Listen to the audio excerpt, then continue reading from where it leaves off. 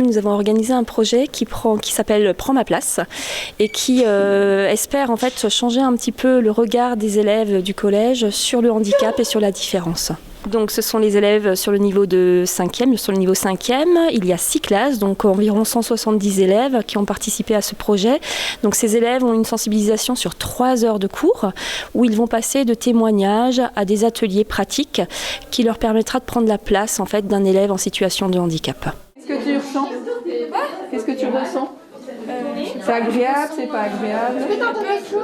Donc on a Thibaut qui est en handicap moteur, qui va pouvoir témoigner sur son quotidien.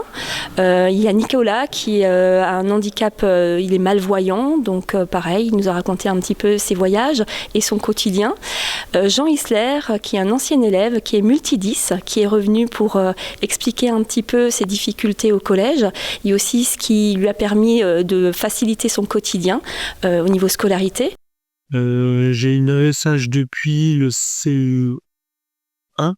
Ouais, CE1. Il faut savoir qu'une AESH n'est pas là pour nous donner des réponses, mais pour nous aider. Multi-10, en fait, c'est juste des troubles du cerveau par rapport à des fonctions de tous les jours. C'est pas une honte, en fait. Chacun est différent et chacun, avec ses difficultés, doit faire une force. Moi, je l'ai pris comme ça parce qu'au départ, je me suis dit, mais en fait, pourquoi j'ai ça ? Mais en fait, c'est vraiment une vraie chance d'avoir des handicaps. Après, il faut juste savoir vivre avec et il faut le transformer en force, pas en honte, pour continuer le métier que je veux faire, donc orthoprothésiste, donc prothésiste et orthésiste, donc à Castres durant 4 ans.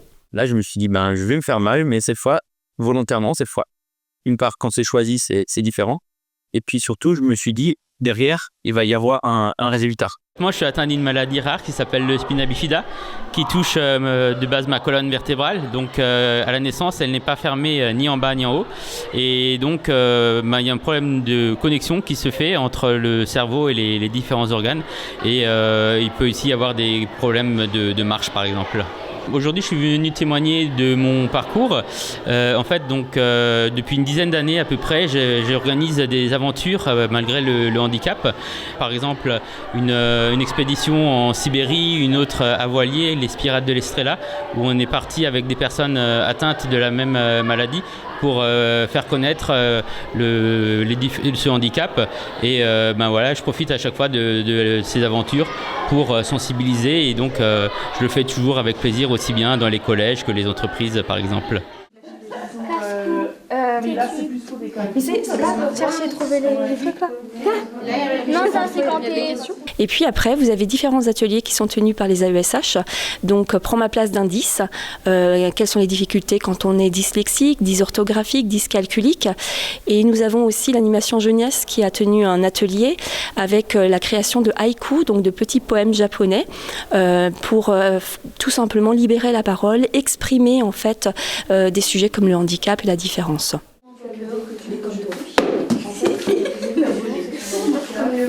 Comme le vent.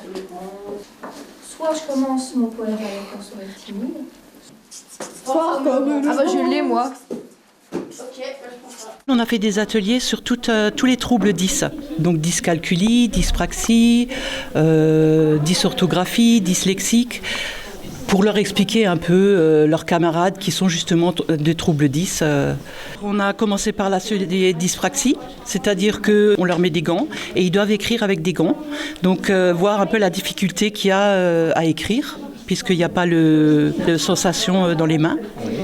Et on a fait le dyscalculie aussi, on leur fait faire des calculs, comme ils voient les chiffres à l'envers. Enfin, un peu dans tous les sens. En fait, dans leur tête, c'est mélangé. Là, on a mis des textes et donc ils ont dû lire comme voit un dyslexique le texte.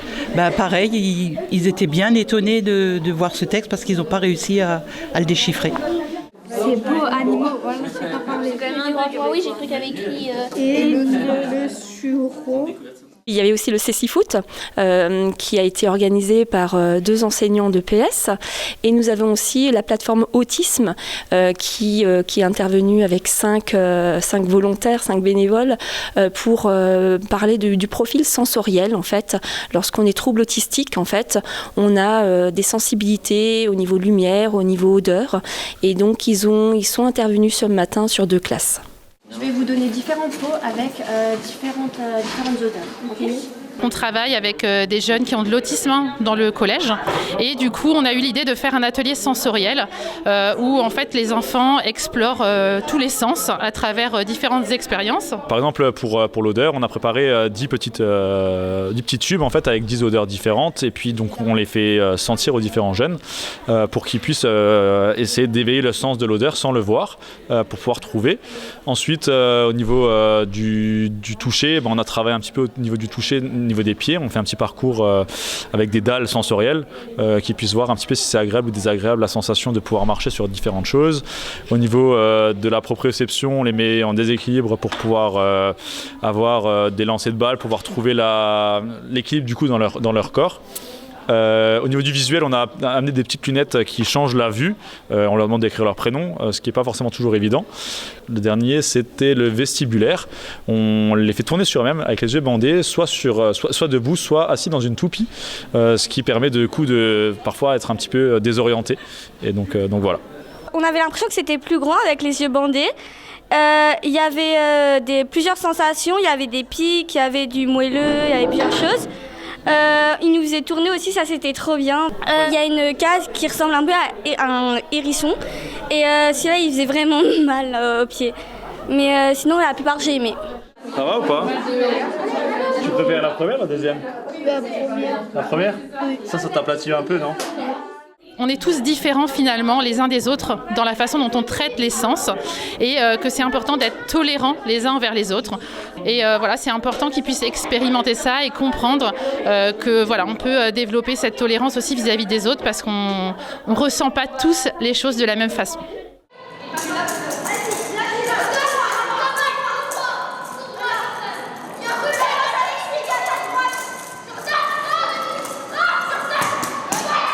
On fait une initiation au Cécifoot du coup aujourd'hui pour qu'ils découvrent un petit peu l'activité. Alors c'est du foot pour les malvoyants ou non-voyants. Alors il y a une balle avec des grelots à l'intérieur. Après ça reste du foot classique. Ils jouent en 5 contre 5 normalement. Bon ici on a réduit parce que l'espace est plus petit. Il y a juste le gardien qui est voyant et puis les autres ils ont des bandeaux sur les yeux. Et ils ont un coach par équipe qui est censé les guider à chaque fois. À la fin de la séance, en général, ils disent « Ah oui, quand on voit rien, c'est vraiment très dur. » Donc rien à voir avec le foot, parce que même les très bons footballeurs, là, ils ont vraiment du mal. Donc c'est très bien, au final.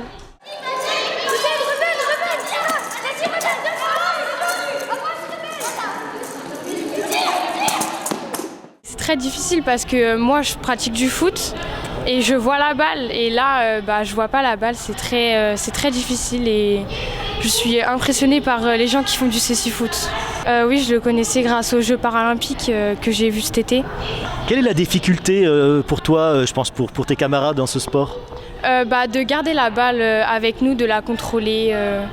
C'est très difficile, oui. Et là, je pense que les filles et les garçons, c'est à égalité, là. Oui, je pense. Même si les garçons, ils peuvent avoir plus de technique. Mais les filles et garçons, ça va être égal un peu.